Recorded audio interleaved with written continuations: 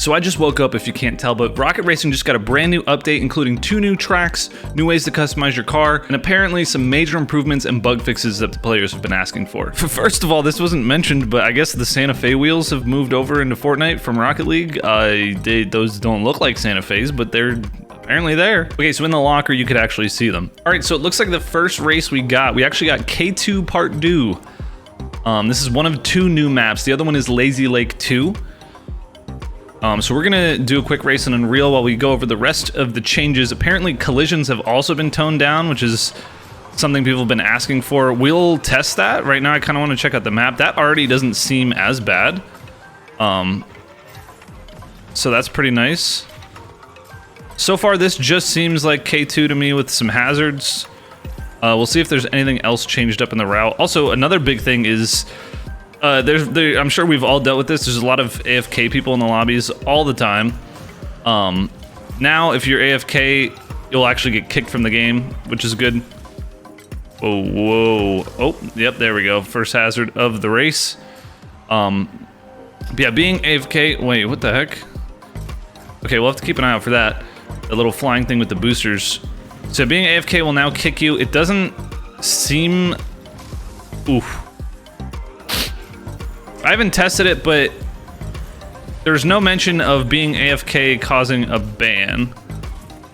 Okay, so that's a nice little way to get a double booster. So yeah, this is basically just K2 1, but with... Oh, I didn't even collide with that guy at all. K2 1 with hazards.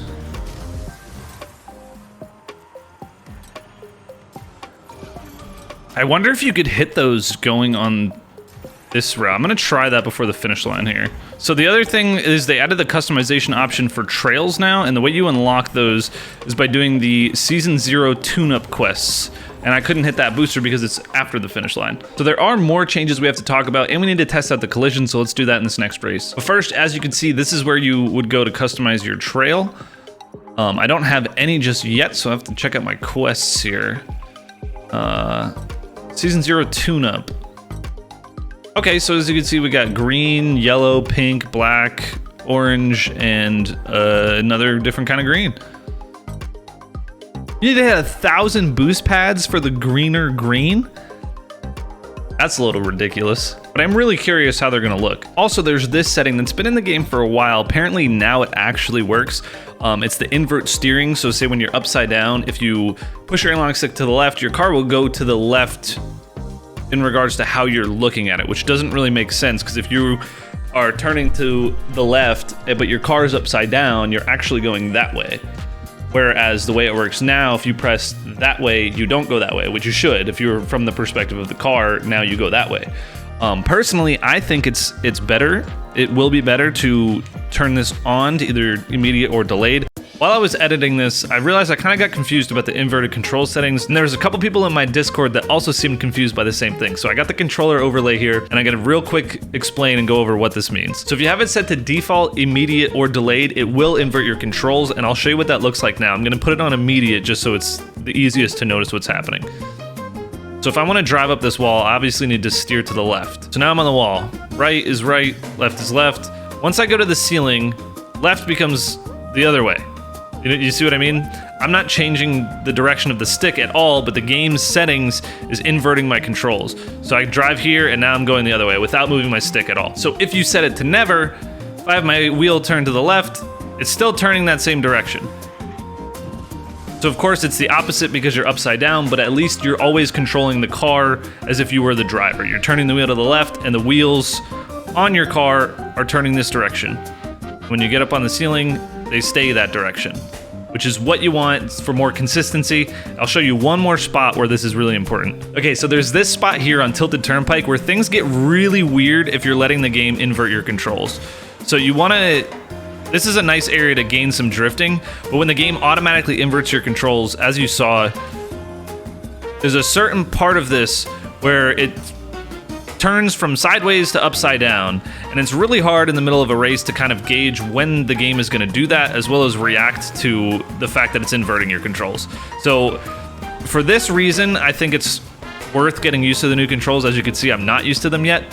And there's not a ton of other spots like that yet, but don't forget we just got 2 new maps, so with more maps on the way, I'm sure there'll be more spots like that. So in my opinion, it's worth getting used to it now, even for someone in my position where I've played the game enough to grind to Unreal. I think it's worth getting used to it now, so that as maps get added and the game develops, I'll just be used to it. Now we'll get back into the rest of the update, and you'll see me struggle with not realizing that I got the setting situation wrong the first time. Okay, so this is actually a great map to test out the inverted steering, since there is a lot of upside down parts. In the last race, I was definitely trying to win and check out the new map, but in this one, I'm gonna try experimenting with the steering and the bumping and see how that is now. So I'm actually gonna try and go a little slow here and just bump. Oh my god, the bumping is great. Where are those guys going? I don't think I've ever seen that before. If I mess up, definitely just because it takes some getting used to. Air dodging apparently is now smoother when you land, and it seems like what they've done is change the way it feels smoother, right? Like, it feels like it's more forgiving for what kind of distance you could be at to get a smooth landing, which is really nice. I'm gonna save my boost here. I wanted to go slow and collide with people, but I also really like winning. Okay, the setting didn't stick for me. Okay, this is also really good. You'll get punished now if you leave the races early. Okay, so I had the setting wrong. You actually want it set to never if you want what I'm after, and wow, that is weird to get used to, even though it makes more sense after playing with it the way it was on default. It's actually really messing with me. Originally, the default controls were messing with me the way that they were, but I guess I've gotten used to it. So I wonder if it's smarter to switch. I think probably, especially when you go from like those curves where you're going from like on the ground to sideways. Yeah, this is weird. This is weird. I'm not used to this. Oh, all my hours are ruined. I'm gonna have to actually really practice with this to get used to it, but the collisions definitely seem a lot better. There's also a lot of small changes I didn't talk about. I'll throw those on the screen now. If you want to pause the video, you can check them out.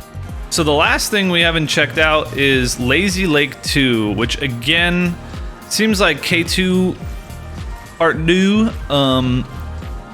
where it's just basically Lazy Lake but with more hazards. Oh my goodness, they really, oh my god.